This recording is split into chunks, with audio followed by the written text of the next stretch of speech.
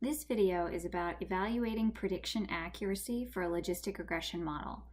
Before watching this video, you should refresh on creating training and test sets in R with some of the videos that we've seen for linear regression. The same skills will be used here. So as we've discussed with linear regression models, we're going to divide the data into a training and testing set. Then we'll run the model with the training data only. When we're done, fit$fitted will contain the model's predictions for the training data, just like we've seen in linear regression. We will need to take those fitted probabilities and classify them based on our rule. If P is greater than 50%, we'll classify it as a success. If P is less than 50%, we'll classify it as a failure. The classification is done by us just in case we want to make that classification different, based on a 30% rule or an 80% rule, but for us, it'll be a 50% rule. So we can just use the rounding function in R to do this. In order to make predictions for a test set of data, we'll have to actually calculate K for each test observation, and then calculate P from K. It won't be challenging except to add an additional step. Once we've calculated P for each observation in the test set, we'll classify those observations using the same rounding rule. So now that we've reviewed the steps, I'm going to go to R and we'll watch an example live.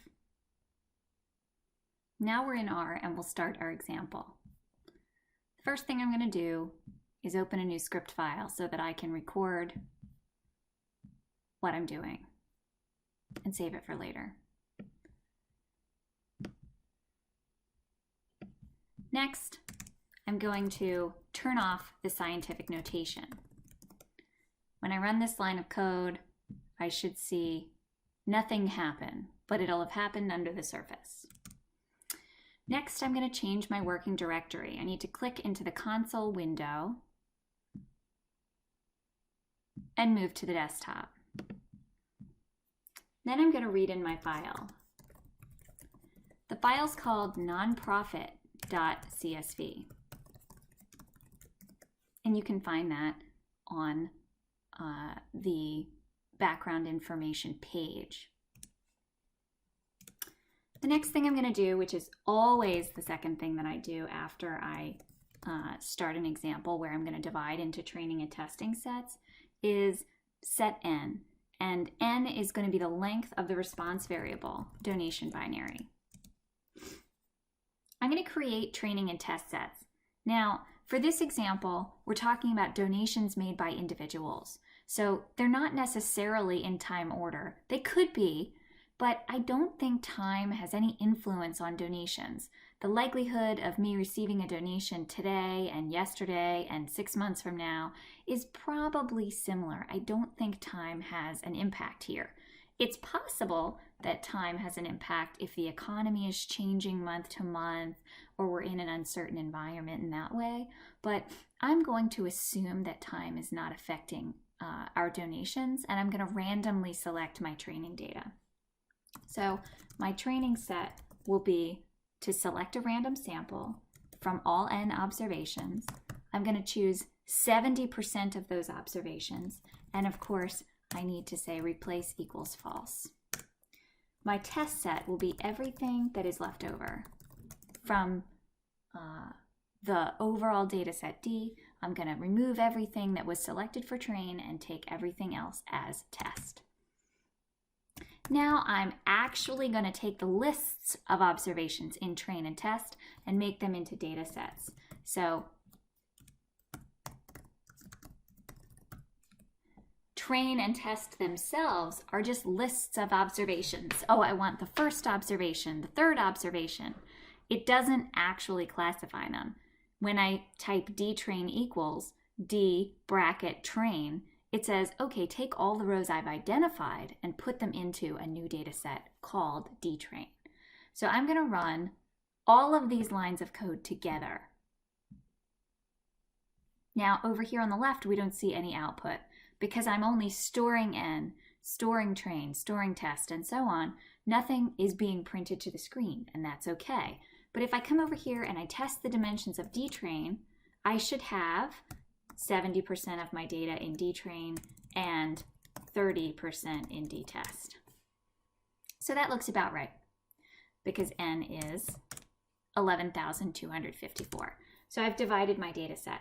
Now I'm going to create my logistic regression model. Fit equals GLM, dtrain. Remember, I'm only using the training set to create the model. Donation binary is going to be my response. It's the ones and zeros that indicate donations. Dtrain age, dtrain household income, dtrain percent employment, and dtrain household dependence is my model. And then I have to remember family equals binomial. And I'll print a summary of that model.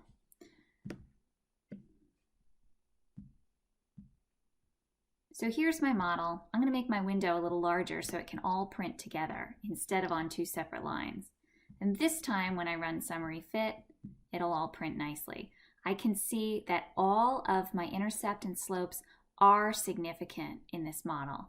And these results are going to look similar to the ones I've already shown you, where the intercept was a negative 7.39, but not exactly the same because I've randomly selected the training data. And every time I make that random selection, the model will change a little bit. Now, the training set predictions are made when I create the model. If I want to look at them, I can look at fit fitted. Now, when I print out fit fitted, it'll be predictions for 7,800 observations. So I'm just going to print out, let's say, the first 50. Notice that these are probabilities. For the first item in the training set, I've got a prediction probability of 95%. For the second one, I'm 99.5% sure that we're going to get a donation. For the third, I'm very, very certain we're going to get a donation, and so on. So these are the probabilities. Now, in order to translate into training set predictions from probabilities, I need to use a rounding function. So I'm going to call my predictions that actually classify into ones and zeros train pred. These will be the predictions for the training set. I'm going to round fitted to 0 decimal places. That's what this comma 0 means. The round function can give me any number of decimal places that I want. It could give me 1 decimal place, 2 decimal places. I can even type in a -1 or a -2 if I want to round to the tens place or the hundreds place instead of a decimal place. But for now, that should be fine. So I'm going to look at those predictions now. Let's print out the first 50 predictions. Here they are. That 94.5% is translated to this 1. The 99.5% is translated to this 1.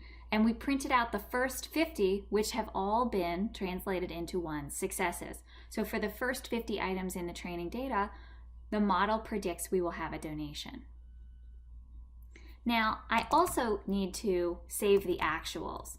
The actuals are already stored in dtrain donation binary, but I'm going to rename them. I'm going to store them in train actual. And the reason I'm going to do this is so that I have simplicity.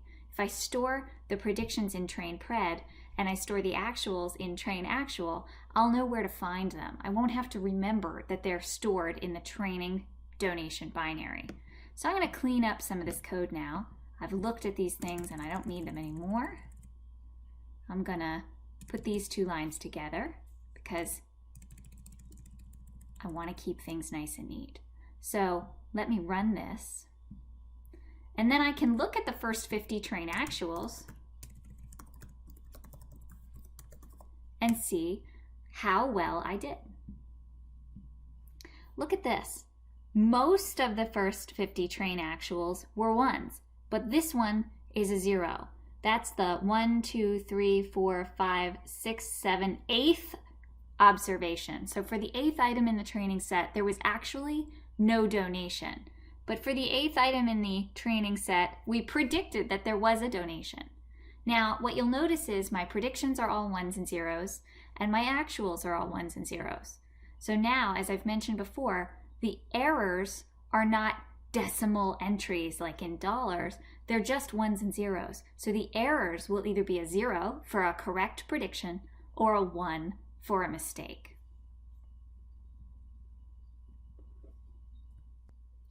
Now that I've looked at the predictions and the actual values for the training data, I need to create those things for the test data. So let's start by creating test predictions. Remember, for a logistic regression model, there are 2 steps. Create the K, the right-hand side, and then create the P. So let's take that first step. K is going to equal the entire right side of the model. Remember, when we print out the summary, these coefficients are what we use to create K. So better yet, let me print out fit $coef. These are the numbers I'm going to use. Remember that fit coef bracket 1 will give us the intercept, and fit $coef bracket 2 will give us the coefficient in front of age, and so on. So I'm going to take the intercept and add to it the coefficient in front of age times d-test age, because I want to use the values from the test data to make the predictions for the test data. Fit coef 3 times d-test household income, and it needs to be in the same order as input in the model. So age came first, household income came second. I'm going to do the same things. So fit coef 4 times d-test percent employment plus fit coef 5 times d-test household dependence. And that's going to be my predictions K. So let's run that line of code and see what they look like. The values of K, and I'll just print the first 10, the first one is 8. The second one is 1.6, the second is 6.6, and so on. So these are the values K. Remember, the second step, and we'll call this one test pred, is going to be to translate K into P. So for that, I'll need to do e to the K over 1 plus e to the K. These are going to give me the probabilities. So let's run that and see what they look like.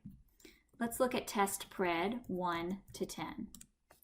Now, I'm not surprised that for these values that had high positive Ks, I'm going to get high positive probabilities, 0.99, 0.83, and so on. Once I have the predictions, I'm going to round because I want to turn probabilities into classifications. Anything that's greater than 50% is going to get rounded to a success. Anything that is less than 50% is going to get rounded to a failure. Successes will be 1s and failures will be 0s. Now, this line of code might seem surprising. What I'm doing is taking test pred and rounding it and then storing it as test pred.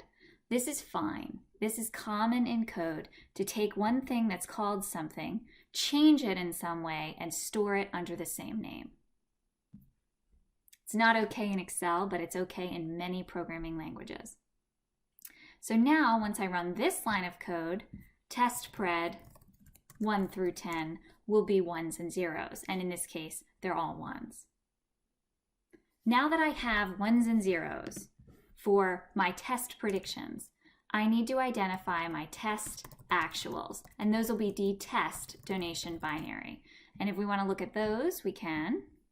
Let's look at test actual 1 to 10, and we can see that we correctly predicted all of the actuals in the test set for the first 10.